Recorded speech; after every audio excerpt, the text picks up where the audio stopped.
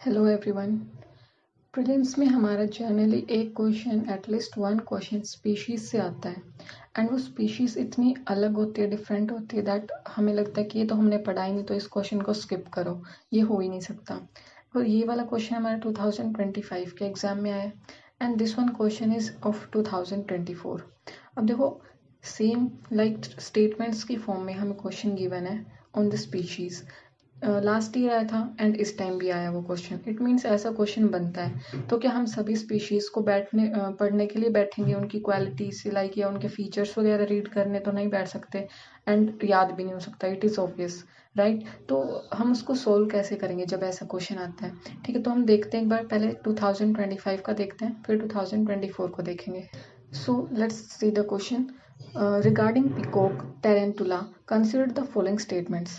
Like अब ये जो स्पीशीज हमारे को गिवन है, इसके बारे में आप अगर इसको पढ़ते ही आपको लगेगा कि भाई ऐसा डिफिकल्ट सा नाम है, ये तो मुझे कुछ भी नहीं पता इसके बारे में, and you will skip the question, right? But this is not the case. जब ऐसे क्वेश्चंस बन के आते हैं ना, तो यहाँ पे एग्जामिनर आपसे ये डिमांड नहीं कर रहा, क्वेश्चन की डिमांड ये नहीं कि आपने इस चीज़ को पढ़ा ही होगा, बट डिमांड यहाँ पे ये कि आप क्वेश्चंस को पढ़ के क्या आप राइट आंसर तक पहुंच सकते हैं। बिकॉज यहाँ पे आपकी peace of mind, presence of mind and आपकी कॉमन सेंस यूज होगी ऐसे क्वेश्चंस में।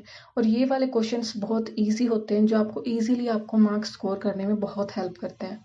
ठीक है, एक बार स्टेटमेंट्स को रीड करते हैं हम। It is an omnivorous crustacean. Its natural habitat in India is only limited to some forest areas. In its natural habitat, it is an arboreal species. Now, first of all, आप सबसे पहले जब आपको ऐसा question नहीं आता होगा ना, तो आप क्या करोगे, आप एक्सट्रीम वर्ड्स को चेक करोगे, है ना? तो और यहाँ पे आपको ओनली नजर आ रहा है, ठीक है? उसके अकॉर्डिंग अगर आपने सेकंड स्टेटमेंट को क्रॉस किया, अगर आपने सेकंड को क्रॉस कर दिया तो आपने ये दोनों ऑप्शंस एलिमिनेट कर दिए, है ना? और आप फर्स्ट और थर्ड में से देखेंगे कि ए ऑप्शन लगाएंगे कि बी लगाएंगे, राइट? बट अगर आप इस तरह से क्वेश्चन को सॉल्व कर रहे हो, then you are going gaining negative marking, आपको नेगेटिव मार्क्स मिलेंगे।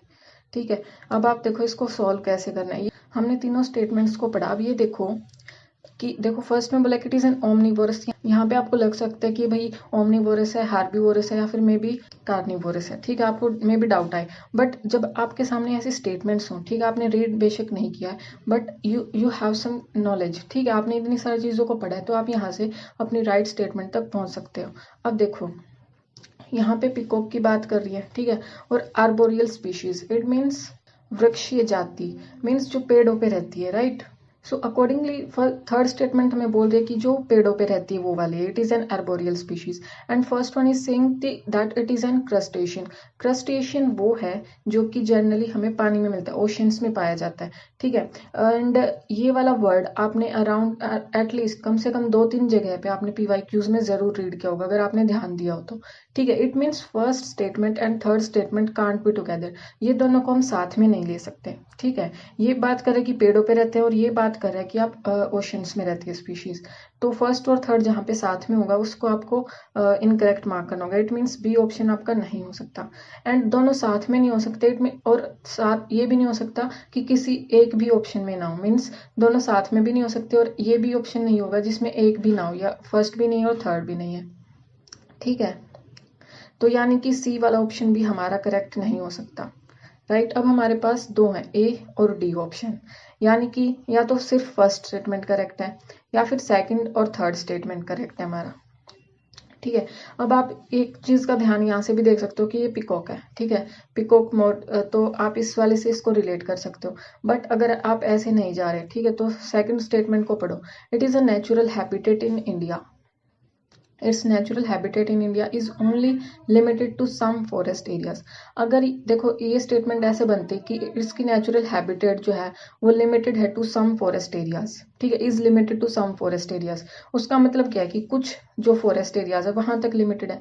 और जब आप इसमें ओनली ऐड कर रहे हो तो क्या स्टेटमेंट के जो मीनिंग है वो चेंज हो रहा है? नहीं हो रहा, बिकॉज जब आप इसमें ओनली ऐड करोगे ना तो भी इसका मीनिंग यही निकल रहा है कि ओनली लिमिटेड टू कुछ जो फॉरेस्ट के एरियाज है वहीं तक लिमिटेड है। ठीक है, अगर ये यहाँ पे खाली ये होता है ना कि only limited to one forest area या दिस फॉरेस्ट एरिया, तो वो बहुत ज़्यादा स्पेसिफिक हो जाता। ठीक है, सम फॉरेस्ट एरियाज इसको वाइड बना रहे हैं। ठीक है, तो आप इस ओनली को हटा के देखो, क्या इसको हटाने के बाद भी सेम ही मीनिंग आ रहा है। तो ये वाली स्टेटमेंट हमारी सेकंड जो है वो करेक्ट है, एक्सट्रीम स्टेटमेंट नहीं है ये। ठीक है, तो यानी कि हमारा डी ऑप्शन करेक्ट होगा। अब यहाँ पे देखो हमने क्या क्या सीखा। अगर आप गलत टेक्निक को यूज कर रहे हो ना, लाइक एक्सट्रीम वर्ड्स की, उसकी वजह से आपका राइट ऑप्शन पहले ही एलिमिनेट हो जाता है। तो इस चीज का ध्यान देना कि ऐसे वर्ड्स को देख के डायरेक्ट आपको रॉन्ग मार्क नहीं करना है स्टेटमेंट को। फर्स्ट जो चीज आपको ध्यान रखनी है वो ये है। सेकंड थिंग इज दैट कि अगर आपको ऐसी चीज़ें दिखाई दे रही हैं कि आपको क्वेश्चन समझ पढ़ के ये लग रहा है कि ये तो मैंने कुछ भी इसके बारे में कुछ भी नहीं पता और ये क्वेश्चन गलत हो जाएगा, तो वहाँ पे खुद को काम डाउन करो, क्योंकि ऐसे क्वेश्चंस आपको मार्क्स दिलाने के लिए ही बनते हैं। ठीक है, जो यहाँ पे शांति से अपना पीस ऑफ माइंड को यूज करके क्वेश्चन को सॉल्व करेगा वो +2 गेन करेगा, और जो यहाँ पे डर के क्वेश्चन को सॉल्व करोगे अगर, तो नेगेटिव में जाओगे, और अगर क्वेश्चन सॉल्व नहीं किया तो आपके मतलब कि -2 मार्क्स पहले ही गए उस क्वेश्चन के। ठीक है, आई होप आपको ये क्लियर हुआ होगा। अब हम लास्ट ईयर का क्वेश्चन देखते हैं। इस वाले क्वेश्चन में देखो हमारे को क्या गिवन है। Consider the following statements. Lions do not have a particular breeding season. Unlike most other big cats, cheetahs do not roar. Unlike male lions, male leopards do not proclaim their territory by scent marking. ठीक है, 3 statements given है।